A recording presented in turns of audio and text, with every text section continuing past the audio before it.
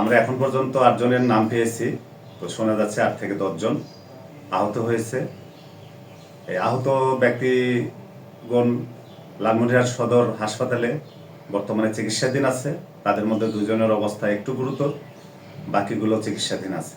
হবিগঞ্জ থেকে অটোটি আসতেছিল আমাদের কোলাঘাটের দিকে। ওখানে একটা চৌরাস্তা আছে, চৌরাস্তার ওখানে ঘুরবে। আর খালি বাসটি আবার ওই টেকনিক্যাল থেকে সেটা যাত্রী নেওয়ার জন্য সেই বাসটি যাচ্ছিল, খালি বাস। ড্রাইভার পলাতক।